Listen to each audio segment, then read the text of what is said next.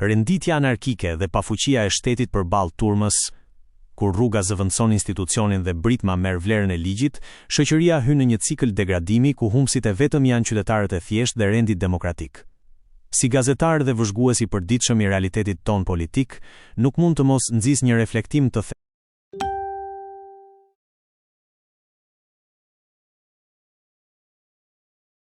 dhe serioz mbi atë që po tolerohet në sytë e një qeverie dhe një kryeministri që, shpesh nën petkun e tolerancës politike apo frikës nga konfrontimi, po lejon lëshimin e terrenit ndaj anarkisë absolute. Pyetjet që shtrohen sot janë ulëritse dhe kërkojnë përgjigje të menjëhershme përpara se situata të rrëshqas në pikën ku kthimi mbrapa bëhet i pamundur. Kronika e një tolerimi të papranueshëm. Si mundet një qeveri dhe një kryeministër të tolerojnë parulla kaq të ashpra me ngarkesë të pastër urrëtie si Shqipëria e shqiptarëve vdekje tradhtarëve, të uluritura në korr nga turmat? Kjo lloj gjuhe nuk është liri shprehjeje, është thirrje primitive që të kujton periudhat më të errëta të historisë. Nuk ka asgjë patriotike në fjalën vdekje të drejtuar ndaj bashkombësve të tu. Mbi të gjitha, si mund të tolerohen akte të pastra frymëzimi anti-shqiptar, ku kërkohet me ngulm vdekja e këtij apo atij individi, burgosja pa gjyq, marrja zvar apo kërcënimet e tipit "ju erdhi fundi"? Këto nuk janë thjesht parulla, por akte linçimi publik që dhunojnë shtetin e së drejtës dhe dinjitetin njerëzor. Degradimi shkon edhe më tej, duke prekur marrëdhëniet tona ndërkombëtare.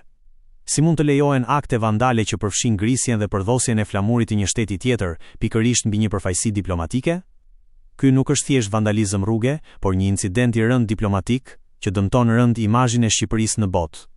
Po ashtu, bllokimi i rrugëve kombëtare dhe urbane me orë të gjata në emër të protestës po kthehet në një makt për qytetarët.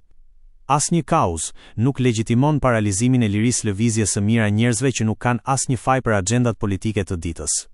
Infiltrimi radikal dhe sulmi ndaj ekonomisë e medias, ajo që shqetëson më shumë është prapavia ideologjike dhe gjeopolitike e këtyre lëvizjeve.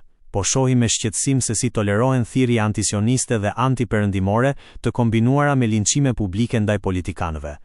Si lejohet ndërhyrja e hapur e grupeve politike radikale, qofshin ultramajtiste apo të islamit politik, të importuara nga Kosova dhe Maqedonia e Veriut për të destabilizuar Shqipërinë.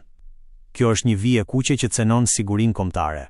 Në të njëjtën kohë, jemi dëshmitar të nxitjes së grupeve të emigracionit nga Britania e Madhe dhe Greqia, të cilat qartazi synojnë paralizimin e jetës ekonomike në vend. Kjo ushqehet nga një gjuhë e rrezikshme urrëtieje kundër kapitalit, të pasurve dhe investimeve strategjike. Një vend që lufton biznesin dhe investitorët është një vend që dënon veten me varfëri të përhershme. Nuk mund të lihet pa përmendur edhe sulmi frontal ndaj fjalës së lirë. Si mund të lejohet që grupe të eksaltuara të nxisin urrëtie linçuese ndaj gazetarëve dhe mediave? Kur sulmohet media, sulmohet e vërteta dhe liria e të gjithëve. Ku është policia? Koha për veprim institucional. Përballë gjithë këtij kaosi, pyetja legjitime që bën çdo qytetar është: si mund të zbutet kaq shumë policia sa të mos kontrollojë rendin normal publik? Policia e shtetit nuk mund të qëndrojë si spektatore neutrale kur dhunohet ligji, kur bllokohen rrugët dhe kur kërcënohet jeta e njerëzve.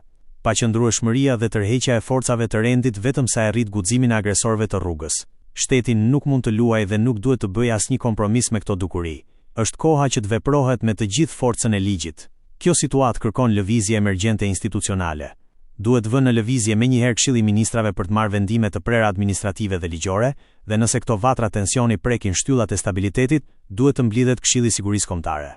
Rendi, ligji dhe orientimi ynë euroatlantik nuk mund të lihen në mëshirë të grupeve ekstremiste apo të turmave të eksaltuara. Shteti duhet të tregojë se ekziston, përndryshe toleranca e sotme do të jetë bashkëfaqësia e dështimit të së nesërmes. Nga Besi Bekteshi,